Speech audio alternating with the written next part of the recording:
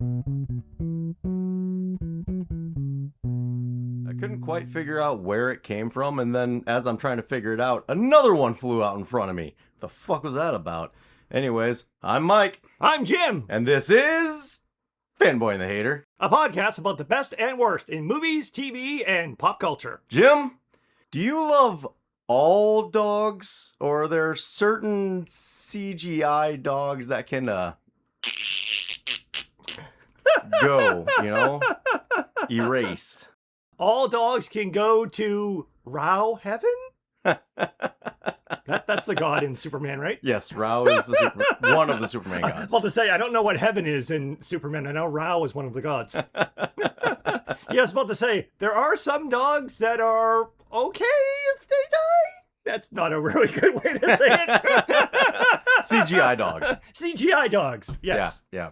So today we are going to talk about Supergirl, which you can almost copy and paste the Superman episode into this one. It'd be basically the same.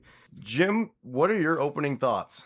I would say that I definitely did not like the movie, but I don't have as strong of a reaction to the movie itself because it has so little substance to it.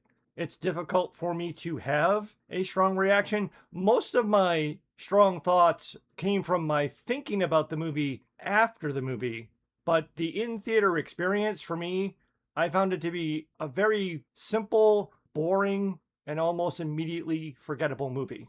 What did you think, Mike? Yeah, I immediately came out of it just thinking like, well, I mean, it wasn't good, but it wasn't bad. Like throughout the 3 or 4 days it's been since seeing it, like people have asked me what I thought about it. And I'm like, if it was on TV, I wouldn't change the channel, but I'm not going to purposefully go back and rewatch it, most likely. Like, I probably will at some point out of curiosity, maybe to build up for whatever's happening next, because I really feel like this movie is just a setup to bring characters into the world for later. Wow, you saw something in this movie I did not. Untrue to my character, I have put a lot of thought into this after re-listening to some of our recent episodes going, yeah, I should probably put a little more effort into this. And after thinking about it, not my initial out of the theater, like after stopping to think about it, I kind of came to the conclusion that this is a Guardians of the Galaxy movie with a Star Wars setting and DC inspired characters. Ooh, that's an interesting spin. So you're not going to go with the obvious Captain Marvel alone on a spaceship with her pet comparison? No.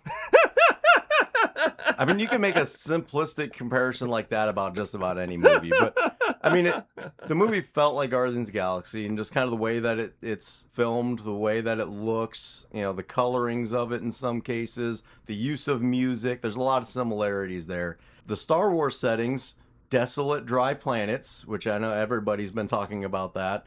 I actually liked the way they did the aliens. It really felt Star Wars-y. Oh, in the way, like the Star realistic, Wars-y. Yep, Star Wars-y. Okay. And the way they made, it wasn't CGI aliens, it was people in rubber suits. Godzilla movies, Godzilla characters. And I say DC inspired characters because these are definitely not the DC characters that I know from books and other media. But they're there, they got the name, they got the look. One of the things that you said earlier that I want to respond to is you had said that if this movie was on TV, you wouldn't change the channel. I think that may perfectly encapsulate my opinion on this. Like, I feel like I watched a movie that I would watch in the background while I was doing something else, but unfortunately I was in the theater for it. Yeah, 100%. Yeah. And I'm sure we'll do this to a certain extent. And thinking about it and going through things, it is very easy to just pick this movie apart. Every aspect of this movie, there's flaws everywhere that you could just rip it apart and just talk about how absolute trash this movie is. But it is entertaining, and it can be entertaining. And I think that's most of the people that I've heard that liked the movie, that's what they said, is it's entertaining. I found it to be very boring. There definitely is, and I'm sure we'll touch upon some of them. I do have some nitpicky things that I wrote down after I got home just so that I wouldn't forget them. But they were not things that went through my head while I was watching the movie. I can't say that I found any aspect of this movie entertaining. Well, you also kind of suck. I do. No. There's a reason you're the hater. There is a general story there that can be entertaining, depending on how much you think about it. There are aspects of it that are very visually appealing. It does take you on a bit of a ride. There are some over-the-top characters that kind of stand out. Easily forgettable, but through the movie, they kind of stand out as their own individual characters. And I know as we talk, it's going to seem like I'm just absolutely shitting on this movie. And that's why I'm being so careful up front to say, like, there are things about it that are enjoyable. I would watch it again. Like, I'm not going to be like, I'm never watching this piece of shit again. But again, it's easy to pick apart, and that's kind of what we do here. It's trying to give you a general story of, you know, hey, it's bad to seek revenge. You should just live your life. You should try to be a good person. And again, it's exactly what we said about James Gunn and Superman is if you turn off your brain, it can be a fun ride. The thing that I had said, to summarize very, very quickly, I had said that the Superman 2025 movie, I understood at a high level and appreciated at a high level some of the creative decisions that were made. And I thought that some of the storytelling ideas of that movie were better than their execution. I didn't see any of that in this movie, and I may be at a disadvantage. So just to back up a little bit, the very, very first time I saw the preview for this movie, I joked to you, are they John Wicking crypto? Because I was very confused by the preview. I had never heard of the Woman of Tomorrow comic. Mm-hmm. So the very first time I saw the preview for this movie, I was like, what is this? And then you mentioned, oh, it looks like they're just doing the Woman of Tomorrow comic. So then I did a bunch of research because I didn't know about that. I'm not a big comics guy. Instead of reading the comic, you read about the comic. I was tempted. It's an 8-issue comic run from 2021. I was tempted, but instead I read on a bunch of websites, what is the plot summary, the synopsis, what is this all about? And also a lot of people really like it. It's like, why is this so liked and so loved? Then it's like, oh, now I understand your reaction to the preview that this looks like it's based on Woman of Tomorrow. Maybe that did a disservice for me because when I saw the movie, I was like, this is a shell of the comic where they took basically the most generic framework of its story, made some subtle but very important changes that we'll get into, and the resulting movie to me was just uninteresting. Let's go ahead and talk about that because the story is there. It does, to your point, basic framework of what the comic run was. And it'd been a few years since I read the comic, and I only read it once. So like I had a general idea of what it was, but I didn't remember the specifics. Afterwards, and kind of watching some comparison and some other reviews and stuff, I'm like, oh, right, that's what happened in the comic. And yeah, that was very, very different. The comic is True Grit in space. Yeah. So if you're not familiar with the True Grit Western, which the original was really good, and the remake was also really good, but very simple. A teenage girl, her father is murdered. She hires a retired lawman to help her track down and kill the person who killed her father. That's True Grit. So this is True Grit in space. So it's basically that general framework where Ruthie is the girl who wants, in this case, in the comic, it literally was her father was murdered. In the movie, her entire family gets killed.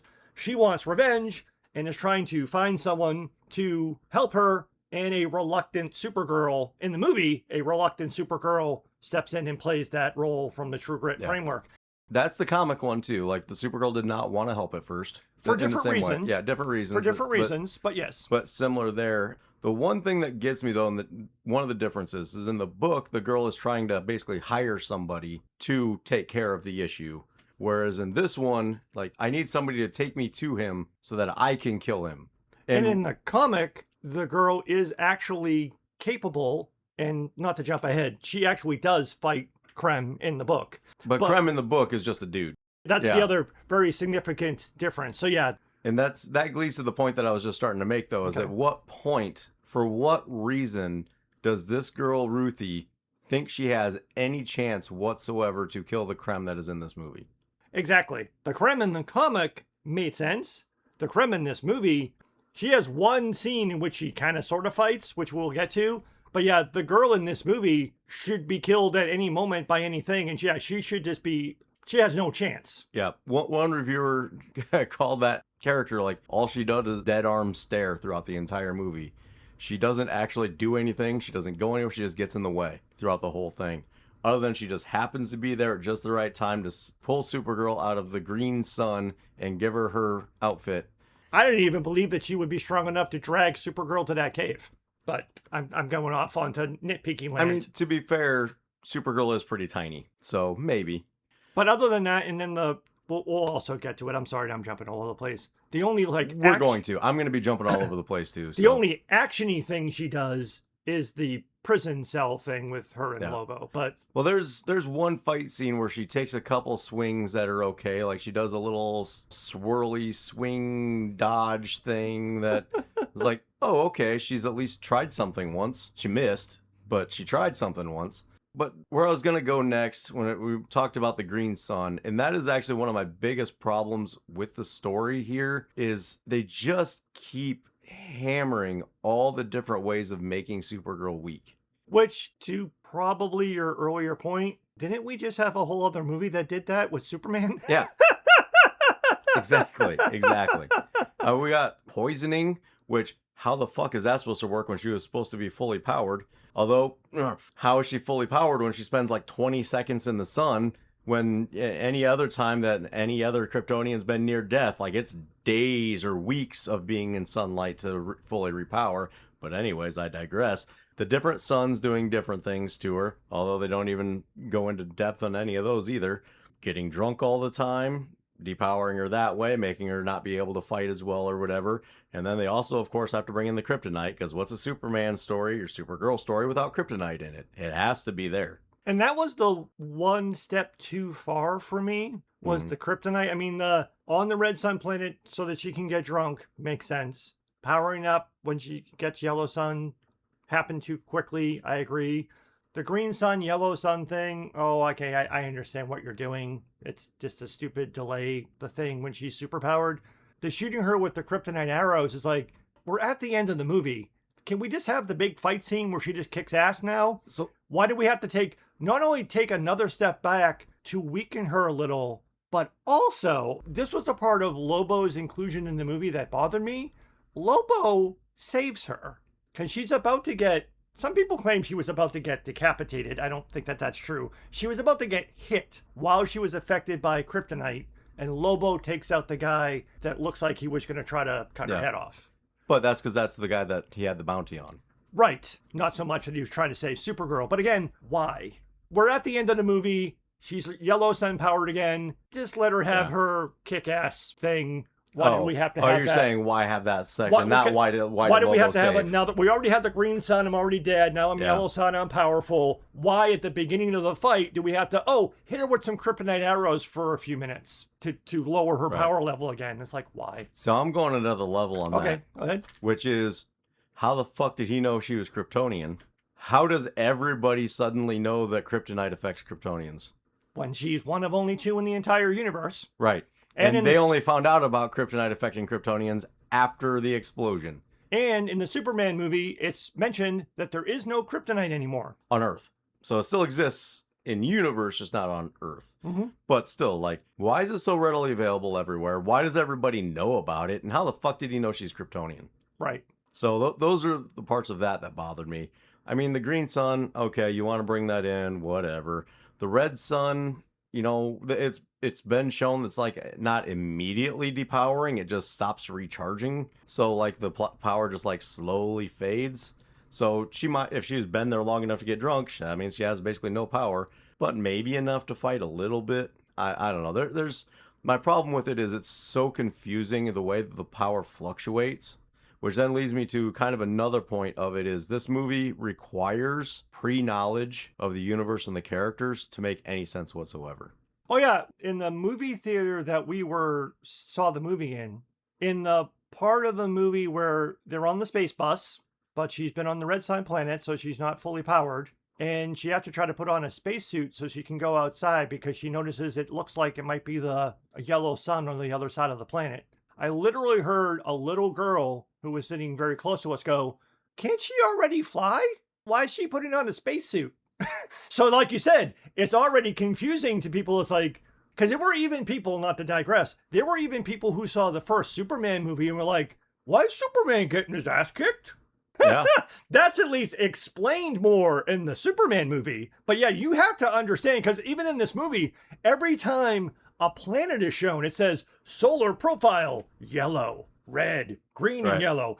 The audience is supposed to know what that means. And and the only way you would know Mhm. is the one line in the previous movie that people might not have seen that says, oh, she likes to go to solar systems with red suns so she can get drunk because there's no power. Correct. If you didn't know that one line from that previous movie, Mhm. none of this really makes sense. Right. I mean, kind of leads me. I had a thought, and this is actually kind of what I wanted to lead with at first, and I decided not to. But, I mean, imagine you're a little girl. I know it's easy for you. Imagine you're a little girl, let's say like 6, 7 years old. You don't really know anything about superheroes. Maybe your dad watches some superhero stuff, so you're a little bit interested, but you don't really know anything about it. You see this awesome character in previews, in the trailer, like, oh, that looks cool. Can I go see that? And dad's like, you know what? I want to see it too. Let's go see this together. And she goes, and she's just going to sit there the whole time going, what the fuck balls is this bullshit? What is going on right now? If you don't know the characters in the universe, not a single fucking thing of this movie makes sense. Exactly. But it can be fun. I don't quite agree with you on that point, but it almost requires you to know the Woman of Tomorrow comic. I don't know if that would help or hurt. Because a lot of that is explained in the comic in terms of, it doesn't happen exactly the same way in the comic, but I mean the red sun and yellow sun. But yeah, you're right. There's a lot of stuff that you would, which also comes back to like I don't want to jump around too much, but it's like, so this is an origin story movie, essentially, from a character that was briefly introduced at the end of the Superman movie. In the Superman movie, there were 3 other superheroes. There was a Green Lantern, Mr. Terrific, and Hawkgirl. No backstory or explanation was provided for any of those characters. So you either knew who they were, or if you cared, figured it out by watching the movie. They didn't do any like flashback sequences or exposition dumps to talk about what is the Green Lantern Corps, what's he talking about, some oath he took, who is this Hawkgirl lady? No explanation whatsoever. And I don't think it was required. Why did we need this movie? Why did Supergirl need to have herself explained? Why can't she just like be in the next movie? I mean, kind of fair.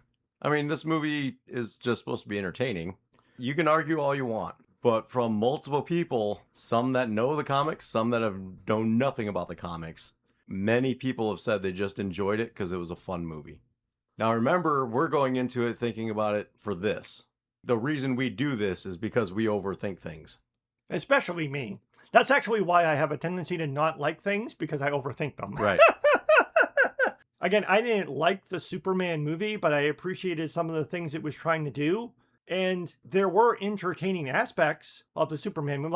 Like I said in that episode, the Mr. Terrific fight scene on the island was fucking awesome. Mm-hmm. I can't think of a single scene in this movie, like, not that fights are the only thing that makes a movie entertaining. I only saw the movie once. I can't think of a single entertaining fight scene in this movie. So what's funny is that scene that you're referencing in the Superman movie. Mm-hmm.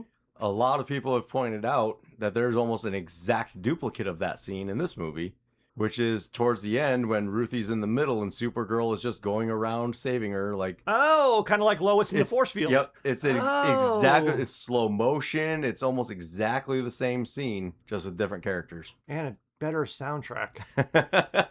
The That's song fair. that is playing during the Supergirl sequence is weird. I don't remember the song itself, but I just remember thinking, it's like, really? This is the song we're playing? I didn't even pay attention to the song music in this one. Yeah, it was a weird song choice, but now that you've pointed that out, you're right. It is essentially the same exact fight sequence. Yeah, But I like the one in Superman. it's just less cool because it's the same powers you see all the time. Versus the one in Superman, you just don't see anything like that. So, Right. Yeah, it was new and fresh with different powers. There's one other thing about the story that really bothers me, and we've never talked about this yet. Okay. I don't think, but it really bothers me, and I've never heard anybody really talk about this. So throughout the movie, the moral plot line, which I want to talk about here in a little bit, is, revenge, bad. You don't need to kill the people that killed your family. That's the focus. It's all about vengeance and revenge. However, to prove how bad the bad guys are, they have all of these girls that they have captured for basically human trafficking. And arguably one of the worst things anybody could ever do. And it is treated as such a subplot that Supergirl just barely even thinks about saving them. Twice she saves them, but just like, oh, I'm just saving another person. Not like, oh, I need to save these girls away from these human traffickers. It's like, oh, I'm just going to keep them from getting killed. Yeah, it's one of those things where, like, the movie is a little bit flat in the sense that, and I don't want to jump to the comics versus the movie quite just yet, but in the beginning of the movie, when Ruthie comes in and does her whole, I will give you my father's sword if you come with me and help me kill Krem. Supergirl's immediate reaction is, not my circus, not my monkeys. Meaning she has absolutely no interest whatsoever in helping this girl. Meaning, like, this has nothing to do with me. I do not care. When they shoot Crypto, and then we get the 72-hour clock trope of, I have to get the antidote for Crypto, that seems to be more the motivation for Supergirl, that she really doesn't give a fuck about Ruthie. She wants to get her own revenge for Crypto. Mm-hmm. A point which I think is actually emphasized later in the movie after we kind of get the moral of the story. She basically fucking abandons Ruthie because Ruthie gets mad at her, which we can get to. But basically her response is basically like, well, then fuck off. And she leaves Ruthie on a planet where girls are getting kidnapped and sold into sexual slavery or some type of human trafficking, or she could just straight up get murdered. Mm-hmm. To go on that brigand ship to go to that planet to get Krem, which Ruthie only gets on that ship by stowing away to go after her. So she just straight up abandons Ruthie because it's all about, I got to get the antidote from my dog, which is why, like, the moral of the story falls flat. I think, to your point, I think that they added in the bride story to up the stakes a little bit. Because I think they were justifiably concerned that a lot of people would be like, she only cares about her dog, and we need to see her doing something heroic other than the lesson that she's trying to teach Ruthie. But you're right, it almost seems like it was bolted on, and it's almost like she reluctantly helps them as well. So I agree with your point. Is like, it's also one of those things that's different from the comic and the movie. They're trying to make Krem look like a really, really bad guy. Yeah, he murdered Ruthie's family and he shot Crypto, but that's just the tip of the iceberg. This guy's like a major fucking asshole. Right. By giving you, like, again, an incredible problem. This guy should be taken off the board, and all the brigands for that matter, because of that thing. But it is very much, it feels like a very add-on thing. Yeah, it's like I said, it's just kind of like a subplot that's just there because reasons. And again, like after the big fight, does Supergirl take those girls home to wherever they were from? Nope, they just fuck off. They just leave. Yep, exactly. It's like, it's weird because even Ruthie has to point out to her, it's like, oh, that ship that's been blowing up for like 5 minutes. Oh yeah, all the brides are still on there, and she X-ray visions. It's like, and it's kind of like a, fuck, okay, I'll go save them. So yeah, you're right. It's like it's a weird in a movie that's supposed to be not only have a moral of the story, but is supposed to, I assume, is the point of this movie to give us the origin of the story or the motivation of the story. How is she a hero that is different than Superman? And is she a hero, especially when you chose to introduce us to her as a drunk fucking party girl who apparently doesn't give a fuck about being a superhero? Right. And this movie was supposed to turn that around for us? I'll shut up now. So one more thing I want to say about the moral of the story and kind of where that goes, and then that's going to lead directly into character development throughout this movie. Because I believe they do go together. Exactly. So, the whole point, again, moral of the story, in the books, the whole point of it was, hey, I want to make sure that I am teaching this girl that vengeance is not needed. You don't need to kill. That's the whole fucking point of it. The reason I'm laughing is I'm saying justice, not vengeance. Right. See previous episode. So that's like, and it's repeated throughout this, like, hey, you don't need to kill. You don't need to kill. And the end of it, she's about ready to kill him. And Supergirl goes, wait, you don't need to kill him. Vengeance. You do not need to kill for vengeance. That is not what you should be doing. Now turn around and walk away so that I can kill him out of vengeance. Yep. And the whole point of the Superman, Supergirl characters is hope. You can be all good. no matter what happens, you can be all good. And it's a struggle for Supergirl because she wasn't born and raised as all good, but she's learning and getting there. And somehow we are to believe throughout this, or at the end of this movie, when she goes back to Earth and is like, oh, hey, I'm here. I want to settle down and be good now. And her turning point to decide that is by killing for vengeance. And you could argue like, oh, no, she was just killing to save more people later, so he doesn't do it. Nope, she specifically says, this is for Crypto and this is for her. And this is the problem of, in the middle of this movie, in one of the few parts of a movie that takes a break from telling its, in my opinion, boring story, we get character development through dialogue, where we get a flashback sequence. We can talk about Argo City if you want. But we get a flashback sequence to understand Supergirl's journey to Earth was very different than Superman's journey. And one of the annoying parts of that, I thought it was not a good part of the movie, but an important part of the movie. One of the things that annoyed me about it, though, was earlier in the movie, we established the common language. Everyone Air can just quotes. Air quotes. Everyone can just speak English so that we can understand it.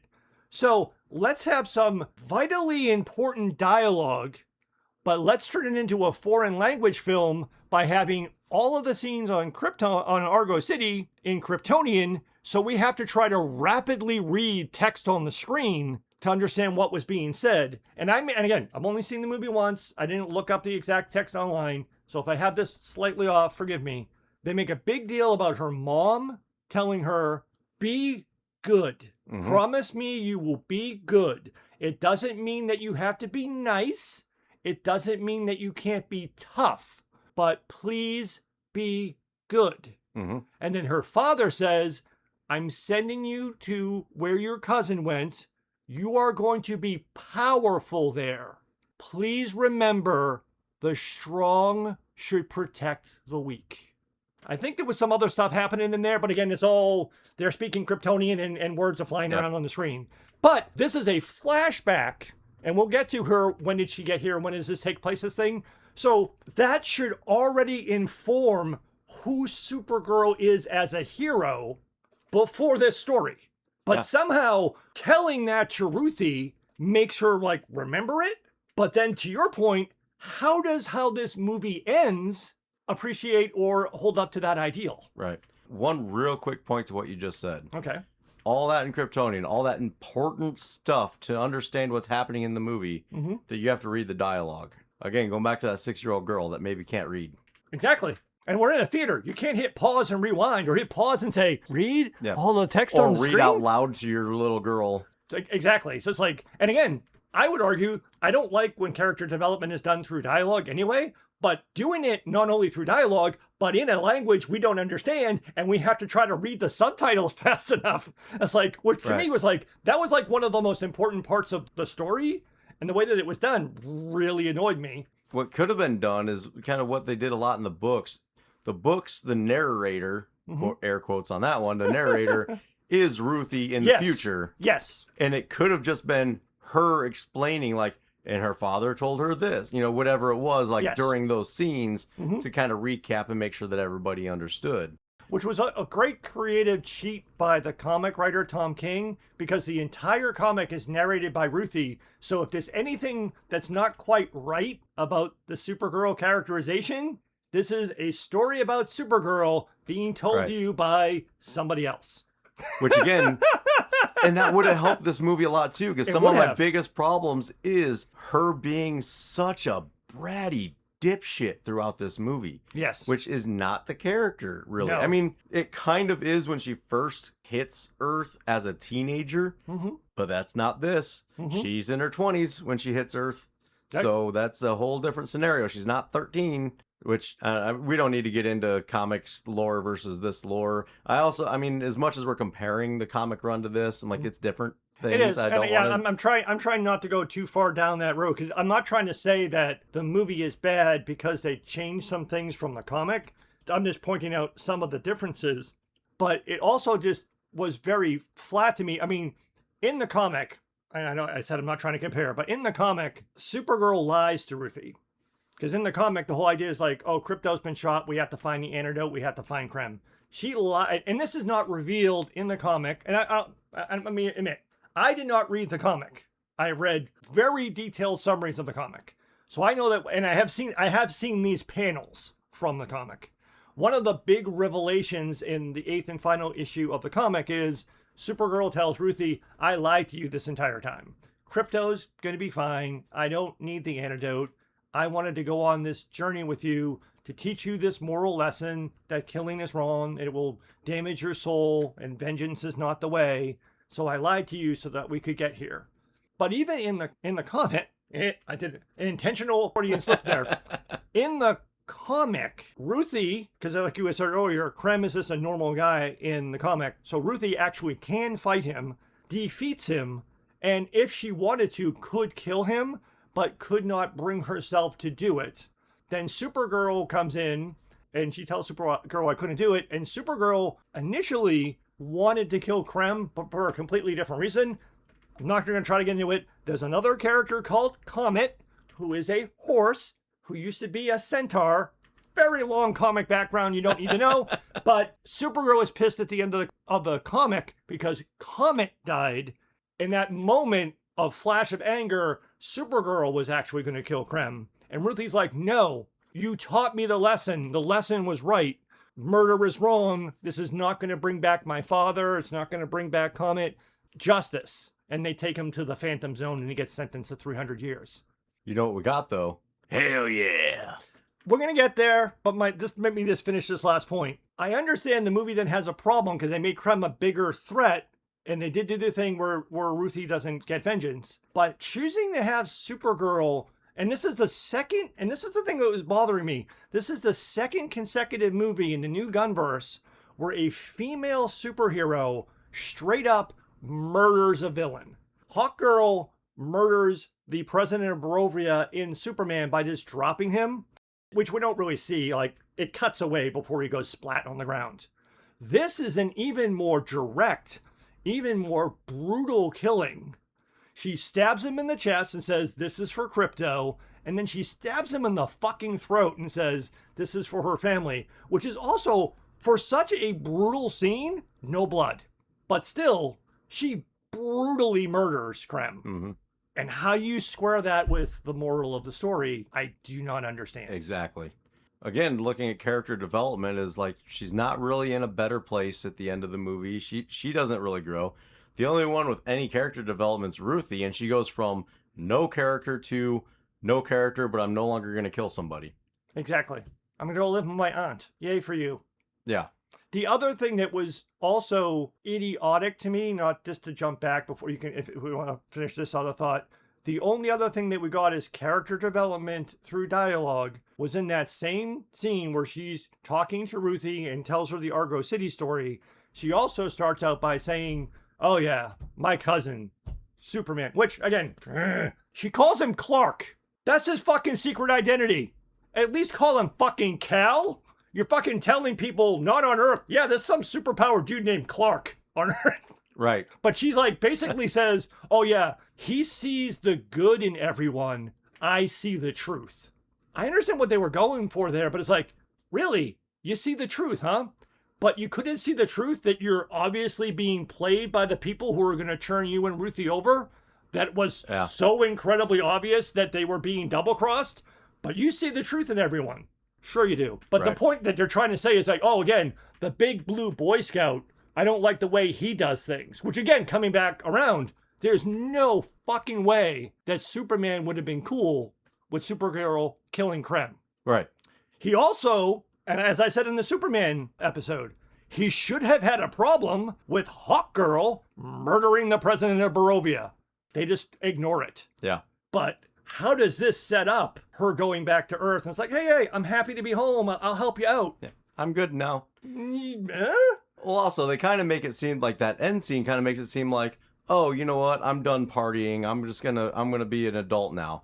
But also it ends with Ruthie being like, maybe a little bit more partying before you go back, before I go live with my aunt. Mm-hmm. Why couldn't it have ended with her being like, you know what? Instead of partying, why don't you come back to Earth with me? Have you met Jimmy Olsen? I think she's a little young for him, but Well, by the time they get there. Plus, it would have been more believable to me if after she kills Krem, she just like rips the Supergirl symbol off of her chest and is just like, and this decides to become like a fucking bounty hunter like Lobo. Like, I'm not going back to Earth. I'm just going to fly around here in space and fucking kill people who need to be fucking killed. That would have actually made more sense, especially if you took the entire Argo City flashback out of the movie. Be like, oh, she doesn't really like being on Earth, being a superhero. She doesn't like the way Superman does things. She's just going to be like a fucking super vigilante in space. Well, so that's where I'm saying it sets up for the future. Is I kind of feel like they're going to eventually, there's going to be a showdown between Superman, Supergirl, Lobo, and Lobo's going to be like, hey, you know, I was there when you murdered that one guy. You're just like me. And that's going to cause some conflict between Superman, Supergirl, which is going to be dramatic tension and stuff. I think they're setting that up. Oh, that's what you meant when you think something is being set up. Yep. Okay. I think it's that kind of stuff. And also maybe Green Lantern's being like, oh, I saw what I'm aware of what you did. You know, that kind of stuff. So I think there's going to be some setup for later. They just don't do anything with it here. That's my problem with a lot of these movies. When they're trying to be like what the MCU did with setting things up, that they're forgetting to make a complete movie. Yes. Where I really struggle with a lot of these. Like, everything is just waiting for the payoff later instead of like, here's a complete movie that can also pay off more later. They don't pay it off in the direct movie. Yeah, because like I had said about the Superman movie, the storytelling ideas of that movie were better than the movie itself. It demonstrated, I mean, James Gunn wrote and directed the entire Superman movie. He did not do this one. He was still the executive producer.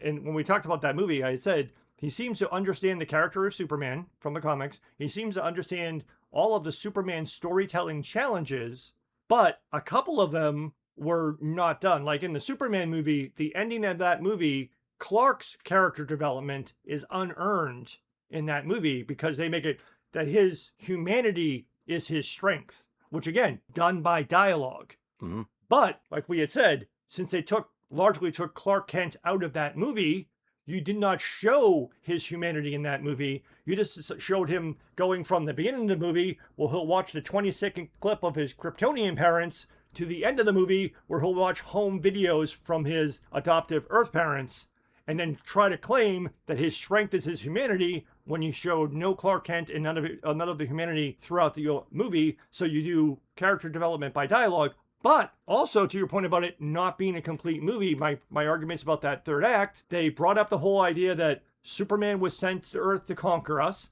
which is repeated in this movie, and the fact that people were not pleased that Superman was getting involved in world political events, not just fighting supervillains. Both of those two things are not only left unresolved, but now you don't have just Superman, you have Superman and Supergirl. Two people with the same power set that can do whatever the fuck they want on Earth. Are they, to your point, leaving that also as something that will come back in the future? Maybe. But that leads me directly to my next point, which is something that it hit me and it's been really bothering me. So Superman's big turn is, oh, my birth parents wanted me to be a conqueror. My Earth parents want me to be a good person. I'm going to choose to be the good person that I was raised to be, right? Correct. Established. In Supergirl, because she's telling the story, so she is aware of this. She's telling the story that my crazy uncle sent him to be there to be a conqueror. My parents are telling me to be good. When does this story take place? And we need to get into this because this brings up a whole bunch of problems, because that very point I do want to talk about. Because I was immediately confused in the movie when she lands on Earth and Clark is wearing the superhero outfit. I was like, they firmly established in the Superman movie that he had only been Superman for 3 years. So I was like, when does this take place? And the movie doesn't really help you with it. So I had to go to DC and James Gunn interviews to get this official answer. The Supergirl movie is set 1 year after the events of the Superman movie, and Supergirl's arrival on Earth is set 1 year before the events of the Superman movie. So in the Superman movie, she was on Earth for 1 year, at the beginning of which she only speaks Kryptonian, knows nothing about Earth or superpowers, and at the end of that 1 year, she not only speaks English and knows enough about Earth to like some of our music, and has a Supergirl outfit. has learned how to use her superpowers. And I guess it's implied she did some superheroing with Clark, because he mentions that he could have used her help at the end of the movie, and he gave her the Supergirl outfit. So apparently, and according to the newspaper, she saved some cats. Yes, so she did something. Right, so she was doing something. And then at the end of, at some point, by the end of that 1 year, she's a drunk party girl going off world to red sun planets getting drunk. And this movie is sent a year after that, where the movie says, oh, she's partying because it's her birthday week. Well, a year prior, she was just fucking partying all the time. But they also, this isn't the point I wanted to make, but Okay. I want to say this while I'm thinking about it because I forgot to write it down. In some cases, she's partying because it's birthday week. Mm-hmm. And then in other times, they're saying she's drinking to forget and to numb the pain. Yes. Which one is it? Exactly. But the point I wanted to bring up, she knew that he was sent to Earth to be a conqueror. The only reason that I'm shaking my head, I agree with you, because that was my other thing. I was like, whoa, then she should have told, then if she Should have said something. if she arrived, Why didn't she translate? Why didn't she? I will Yeah. explain, because a lot of people had this reaction. It's like, whoa, if she arrives 1 year before the events of Superman, she should have told Clark all about the video, or even everything about it, because he was surprised by it. James Gunn got fucking pissed about people pointing this out. He's like, no. The script for Supergirl shows that her parents knew that Clark was being sent to a planet where he was a conqueror. That doesn't mean that Supergirl knew. Then how did she know to say knew. that her dad said that? Her dad said, I am sending you the same place your cousin went. You will be powerful there. No, but he says in it. To her? But she knew he said it or she wouldn't be able to tell the story.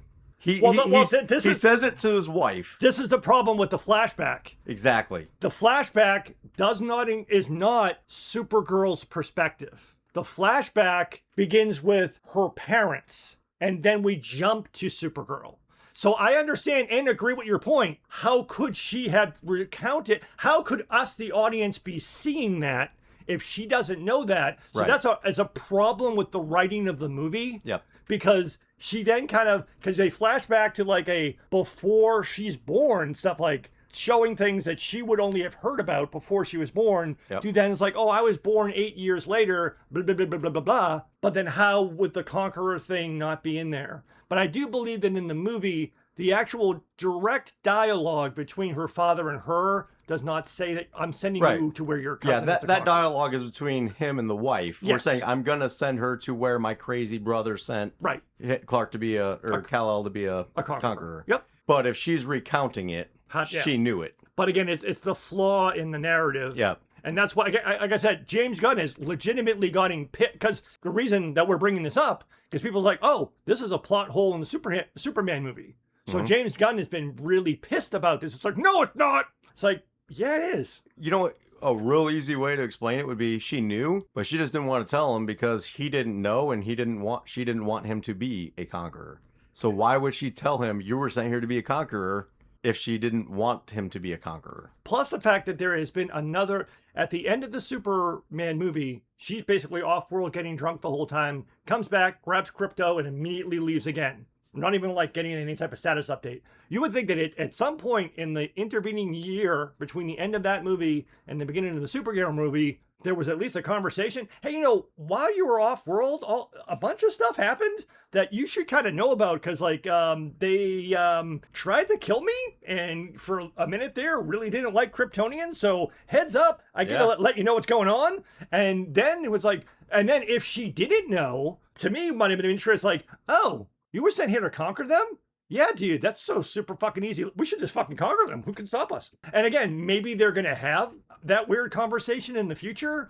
But yeah, the fact that we had even talked about in the Superman movie that some people thought that maybe that was like Lex doctoring the video, but the movie went out of its way to say, nope, that was definitely legitimate. And James Gunn has been saying, yep, that's definitely the truth. And this movie doubles down on it and says, yep, that's definitely why he was there. And again, to my earlier point, one of the many things about the Superman storyline that is left completely unresolved.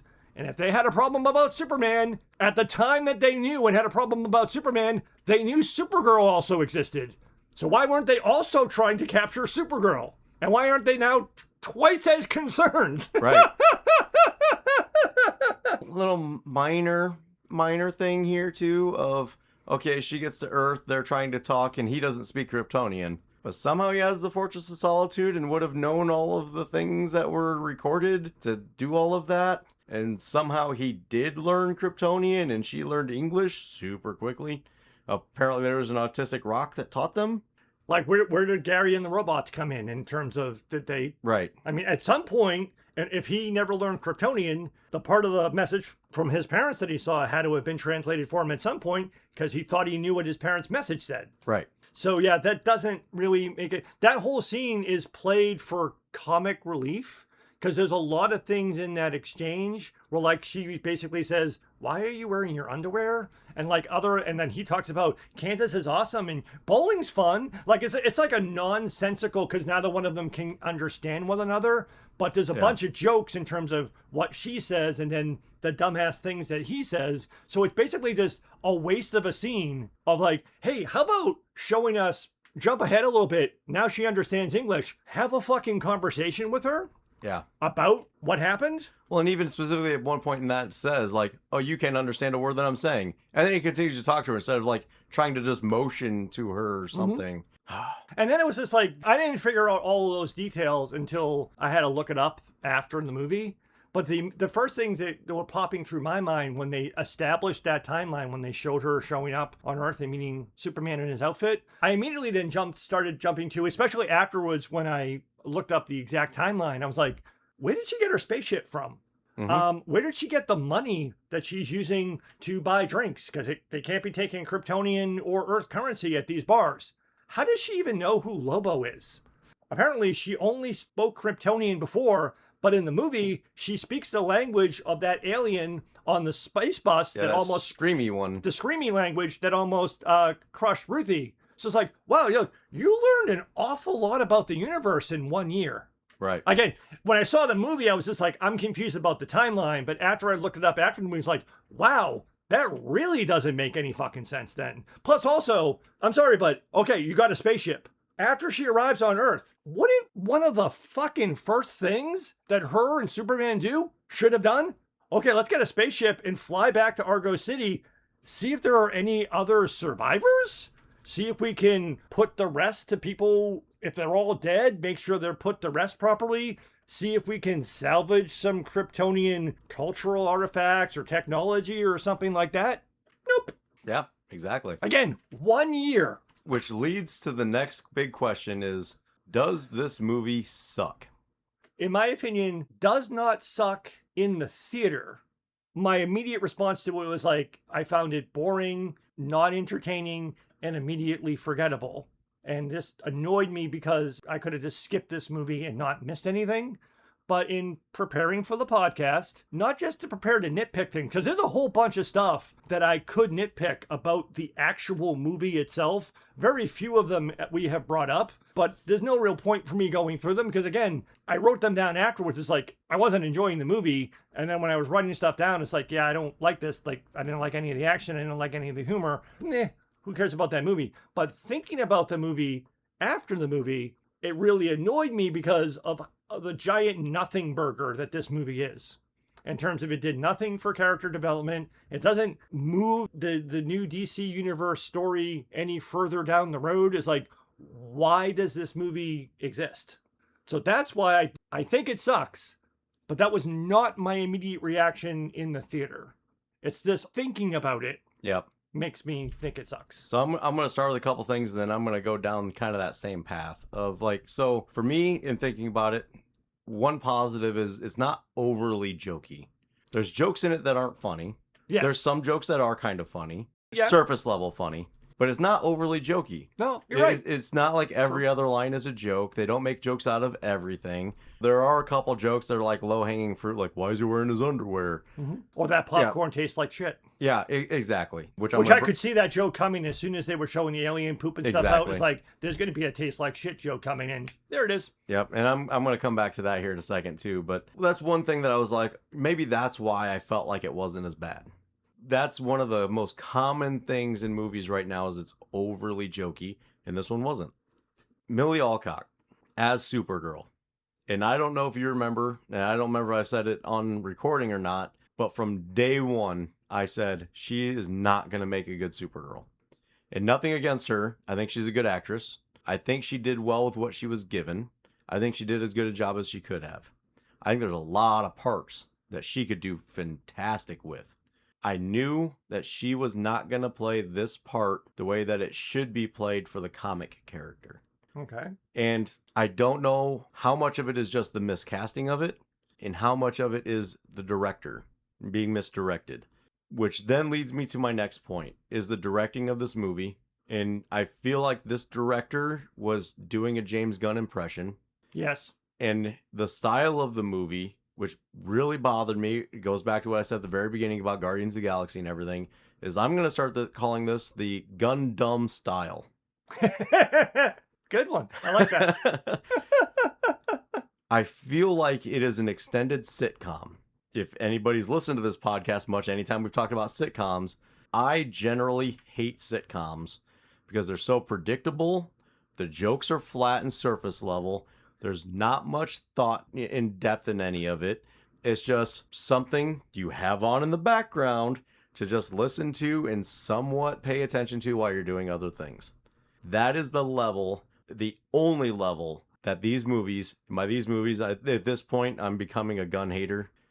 Anything James Gunn, basically, at this point. That's all it is. It's surface level. In the background is the only time it's enjoyable. Because if you put any fucking thought in this, it sucks. Well, the interesting thing about it, I think it is Gundam style. But the weird thing is that part of the reason the Superman movie struggled for me is they tried to stuff it with too many ideas. Mm-hmm. And this movie has not enough ideas. Yeah. Well, so to that point is the next point I wanted to make, is I found out that apparently there's 25 additional minutes that were cut out of it. Wow. That speculation is those might be the missing parts that actually made this a coherent movie. Because I was surprised at how short it was. Because it was like less than 2 hours long. Yeah. So I wonder what those 25 minutes are. I don't know if I care enough to really dig into it, but I wonder if that actually makes a complete movie. I wonder why that was cut. I kind of wonder in some of this, because there is a little bit of tone bouncing. And I wonder how much of that is like they did different takes and then some of them didn't quite fit together. We've talked about that about previous movies. I kind of feel that way. Mm-hmm. It wasn't as obvious, but I think there's a little bit of that in this too. I think some of that too is I think they struggled where they wanted to try to do more with the comic version, but maybe weren't allowed to, or maybe that's part of what they cut out. Does it suck? I hate the style of it. I'm bored with it. I'm done with it. I don't know why, but I'm going to throw him under the bus. Taika Waititi's in kind of the same realm as James Gunn, where they kind of do the same thing, and I'm just done with it. I'm bored with it. I never really liked it that much as a whole, like bits and pieces. They've got good ideas. They got good thoughts, but full creative control, no, don't give it to them. The other thing that I found weird about the movie, and again, I didn't read the comic, but one of the most common comments about the comic is how incredibly bright and vibrant it is. Like the artwork in the Woman of Tomorrow comic is apparently amazing. Mm-hmm. This movie is very uncolorful. It is very dark. Like a lot of scenes literally happen like at night. Like it is like light-wise dark. No, I don't mean like tone dark. It's a very dirty, gritty, like Mad Max in space type of thing, dystopian type of thing. But also at the same time, what were obviously just green screen sets that they were all just bouncing around. Like you had mentioned earlier that you liked the aliens in the rubber suits. I found all of that and the practical stuff. Oh, I didn't necessarily say I liked it. I just thought it felt Star Warsy. Star Warsy. So for me, it's like it all seemed very drab and plain, and everything, nothing really. Again, I didn't care for it much, but we had said that the Superman movie had good cinematography. It was bright and poppy and hopeful, and there wasn't even like a tonal shift in the movie. Like again, when she puts on the suit after initially saying that suit is meaningless, and she's hanging in the sky as Supergirl before the final fight happens, and they do the needle drop with some weird song choices. But at that point, it seemed like that's where the movie should have like kicked into like a more like hopeful and upbeat tone. but it didn't really. And then this became like a bunch of generic action-y type stuff. Yeah. In the book, Ruthie's Planet, I mean, her dad was a farmer, and there was like a lot of crops and grass. It was very green and grown and everything. And that's kind of one of the benefits of doing a story like this is going from planet to planet. You can show different scenery, different types of things. But every single planet was Tatooine. In the movie. Right, yep. yes. Right. And that's, again, Star Warsy. Mhm. But that was one of the... There was the bright, colorful when they were fighting the tech girls. That was a little bit bright. You know, there's some good coloring in there. Mhm. And that's kind of what I mean by, like, some of it. I mean, it looked kind of cool. Like, that fight scene looked okay of, like, you know, they were teleporting around and everything. It was predictable and not interesting at all. But it looked kind of cool. Some of the flights, you know, scenes of her flying around and stuff looked pretty cool. There were things that looked good, but it was so monochromatic through most of it. Mm-hmm. To your point, it was washed out. And yeah, it could have been a lot better. We only touched upon it ever so briefly, but what did you think of Lobo in this movie? He was there. That's about all I would say. I mean, Jason Momoa, I think you would even joked at one point, he wasn't even acting. Yeah, no, not at all. Is it Momoa being Momoa, which kind of sort of is what he does anyway, but it usually works. Yeah, he looked like Lobo. I like Lobo, the character. I know him from the animated series. But they didn't really do anything to show, like, it could have been generic dude, whatever. Like, they showed nothing Lobo-y. There's no reason for it to be Lobo. So yeah, it was underwhelming to me, and I didn't really understand. He seemed really underpowered. Yeah, like the thing, like when he's hanging out in the prison cell and he's like having Ruthie do the thing to help them break out, which is like I had alluded to earlier, was the only actiony type scene. And then she's walking away with the keys and he's like, "Hey, you forgetting this about something?" And she turns around to like unlock his door and he just kicks it open. Like he could have just left whenever he wanted. Which he could have left whenever he wanted. Which again is like, then why was he even sitting in the prison cell at all? Just to sit there and wait until was needed up top. And then again, that entire, like, I thought you made a great point about how it's essentially the same fight scene as the Mr. Terrific scene. But the end of the movie, that action sequence, I just thought was a mess. Because it's basically like Lobo drops a bunch of grenades and blows up half of the ship. Ruthie's like falling for like 5 minutes. But like that entire like ending action sequence in the movie, I thought was just a hot mess. And it was just generic superhero hot messness. One of the key things about Lobo to understand of the character and why he is so reckless is that he heals like instantly from anything. Not once do they show him get wounded even to show that. He's simply referred to as an immortal with a god complex, which I understand the comic book reference, but again, to your point, who's good? If you don't know who that is, yep. Hey, why is Aquaman in this movie? Why does he look weird? Basically, yeah. All right, so to answer, does it suck? Mostly. I mean, I will never watch it again. Looking ahead to, I know that it's already been confirmed that she will be a character in the next Superman movie. I don't really understand it. And I had made this point in the Superman episode. It's like, why couldn't we have just started with the Justice League and just have some stories? All these heroes exist and let's just bounce around and tell some stories instead of rebooting things. Because as I had even complained, and many people point out, like I said that in the Zack Snyder Justice League, it's like, why did they have to resurrect Superman? Because when you have Superman, you don't need the Justice League because he just dominates whatever. So now you not only have Superman, but now you have Supergirl. So now you have two superpowered Kryptonians. Are they going to have to ratchet it up again in the next Superman movie to have some threat that's so powerful that two Kryptonians can't handle it? Well, that's kind of the point I made about the Superman, about like types of stories you need to tell with those characters. Like, okay, so now you have to do Darkseid or Doomsday or the New Gods or something along Mongol, something along those lines in order to tell a story with those characters in it. And they've said that Supergirl is not only going to be in, but is going to be one of the prominent characters going forward. And that I just don't understand. It's not that I don't like the Supergirl character, but when I think of the Justice League, and I know it mainly through animated shows, I know she's there, but I don't think of her, like, I know it's coming, I think, in 2 years, the new Wonder Woman movie, but it's like, okay, you wanted a female superhero, and I'm assuming you're eventually working towards the Justice League. Why wasn't the Wonder Woman movie this year? Right. Why are we doing like part 2 of the Superman movie? Which is then going to also have, I think the next Superman movie also comes out before the Wonder Woman movie, I think. So we're going to have I think 3 so. straight Superman movies? Well, I think the Green Lanterns is supposed to come out before the Superman movie. Oh, they're doing a movie? I think it's a series, but it's Oh, yeah, it's the television. same, but it's in universe. Okay.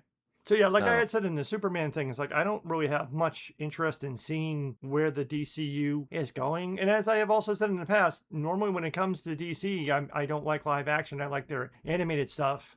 Holds true. It holds true. It's like, again, we had some problems with the Superman movie, but the difference with this one is, by and large, both the general audience and the nerd audience, by and large, liked Superman.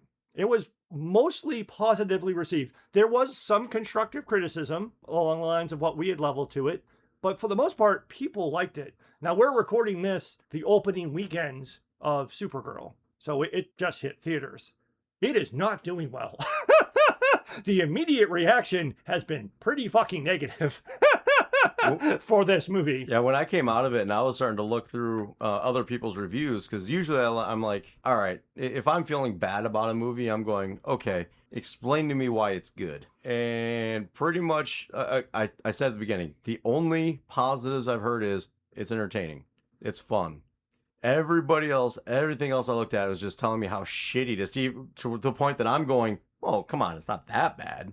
And I just spent an hour shitting on this movie. Exactly. It's like, again, I thought it was largely, bad movie, mostly boring and immediately forgettable, but I'm not mad about it. I don't have strong opinion. I was forced into a strongly opinionated conversation to prep for this podcast, but most of what I talked about in this episode had almost nothing to do with the movie.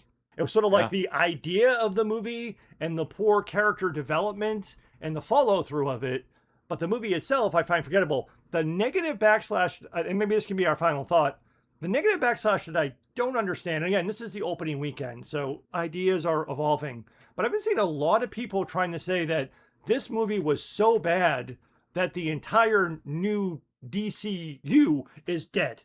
It's destroyed everything. It was one bad movie, or a movie that I just like, I could have skipped that one. I don't see how this destroys the Gunverse. Yeah, I agree. It's, I don't like the Gunverse, but there's still some potential there. Oh, yeah. And I will continue to watch just out of morbid curiosity and hope, you know, because that's what this symbolizes, is hope. I don't know if that's still accurate or not. Yeah. I mean, I am interested in, and again, seeing what they do with the non-Fab Five. Like, yeah, I know Superman, Batman, Green Lanterns, Wonder Woman, Flash.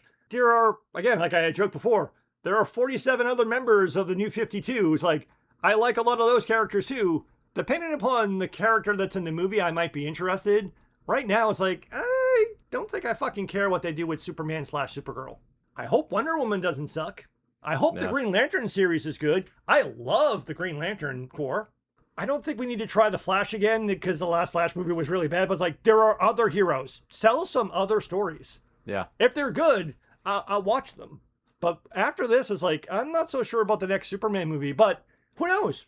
It could be amazing. I don't think the DCU is dead on arrival. It's like, this movie wasn't successful, and it really makes me wonder how they're really going to handle the Kryptonian storytelling going forward in whatever Gunn is doing. That gives me concern, but I'm not like, oh, fuck this, I'm not going to watch it. It can't possibly be good. It was one bad movie. Yeah. So for me, again, I'm blaming everything on Gunn, and I feel like Gunn's DC is just too juvenile for me. And that's coming from somebody that loves Kevin Smith. You know, I love dude, where's my car type stuff. Like, I like juvenile things when they are intended to be juvenile. But when it is being sold as a superhero movie and all it is juvenile, piss jokes, shit jokes, over and over and over again, just being rude, you know, making characters like, oh, just quintessential party girl, teenage angsty, you know, I'm cool, punk. That's not a movie. It's entertaining to some, it can be entertaining to some, but it's not world building. And if that's what we're trying to do, this is not gonna work. I liken it to, we all know that person, their entire personality is party. There's zero substance to them. And they're cool for a while, and you're like, man, I wish I could be like that. And then after you've known him for a while, you're like, oh, I kind of feel bad for him. And that, to me, is all of the James Gunn movies. But it's fun. Yeah, I mean, that's the thing. It's like, I enjoyed the first Guardians of the Galaxy movie. I enjoyed the Suicide Squad movie. I enjoyed the first season of Peacemaker. I enjoyed his animated series, Creature Commandos. Mm-hmm. So, I mean, he has done things, even, and some of that stuff also bleeds into his takeover of DC. So he has done some entertaining things. And not all of the Marvel movies are, I mean, I can't help but think of Ant-Man. If you want to just think of a Marvel movie that's not very good, has an awful lot of jokes in it, but is at least occasionally enjoyable. Mm-hmm. But this movie was not. To your world building comment, that was maybe why I was disappointed, because they asked a lot of world building questions in the Superman movie, and I was disappointed that the third act didn't pay off on any of them. And I'm concerned that they're either not going to come back to it or come back to it in a stupid way. And this movie was a speed bump on that. I think this movie might have been more enjoyable if it was a standalone and we hadn't been beaten to death with the style at this point. Well, some people have brought up the idea of superhero fatigue, because this is very much sort of like a generic superhero movie. But to your point, and this was actually one of the reasons why, again, I didn't read it, but one of the reasons why a lot of people said why the Woman of Tomorrow comic worked so well. It was a standalone story. It was just Supergirl. Yes, she complains a little bit about Superman in it, but she has that adventure and she goes back to her day job. Mm-hmm. There's no one like, how does this fit into the world building and what is happening in DC continuity? Who cares? It's just a standalone Supergirl story. Which, if you tell a good standalone Supergirl story, that's okay. But why would you follow up the rebooting of the DC movie universe, which included a lot of world building type things, with a standalone story that they sprinkled some, oh yeah, we are kind of sort of thinking about the world and the character as the second movie? I'm really struggling with like why this movie was even made. So I just had a thought after one of the things you said there, and I'm remembering back to when I did read it. I've forgotten about the kind of complaining about it. And from my understanding of Supergirl in the comics, like one of the things is like she is really trying to hold up to the Bar Kal-El setting. Mm-hmm. And she takes those kinds of excursions in the books. It was to just relax, get away from that, take a break. Mm-hmm. Because that is just who Kal-El is. He doesn't need a break. That's just him being him. She's trying to be like him. Mm-hmm. And I think, again, I'd said something about in the Superman episode that I don't think James Gunn actually understands the characters. I think he understands them the way he wants them to be, not the way that they're actually written. And again, maybe I'm making the mistake. Maybe I'm doing the same thing. But I think in this one, he took the idea of her having to try to be good, and instead of saying, oh, she's a good person that's just trying to be better, she took it as, oh, she's just kind of a shit person that has to learn how to be good. And that's a very different character. That's why I was saying that there are subtle but important distinctions. And I think that that is the fundamental, in my opinion, you have to be, anytime you introduce a hero or a character in anything, you have to be very, very careful of the traits that you give that character. Now, obviously, those traits can evolve over time, because that's part of like a character development arc. But when the only thing you give us when you introduced us to this character is she's a drunken party girl, you're setting a very low bar, and you're kind of tainting, like you said, she's not, oh, I'm trying to be a hero and I keep screwing up because I can't live up to Superman's ideal, or I can't get a handle on my powers, or I can't figure out how to do the right thing but also be me. No, I don't give a fuck about being a hero. I just want to go get drunk all the time. Because even in this movie, she's talking to Krypto. I was like, hey, maybe we should move to this fucking shithole planet and just like live here. Why would you choose to introduce there are flawed heroes. There are reluctant heroes. There are even heroes who go too far and cross the line and kill villains. Those can all be good and interesting. Supergirl really isn't the best character to use that for, but hey, you want to do a new take on Supergirl, that's great. But when you're making her baseline, I'm a garbage person who only wants to get drunk, kind of hard to build on that. Because even from Superman's perspective, because I even thought at least this part was well acted. From Superman's perspective, this movie didn't exist because he doesn't know what happened. He knows Kara as being basically a drunken party girl, trying to reach out to her in the movies like, I'm afraid you're not going to find your stride here. You're not going to find your people. You need to spend more time here. But you can tell he's kind of not trying to be judgmental, but he is disappointed in her. And then she shows up at the end of the movie and says, I'm ready. I'm happy to be home.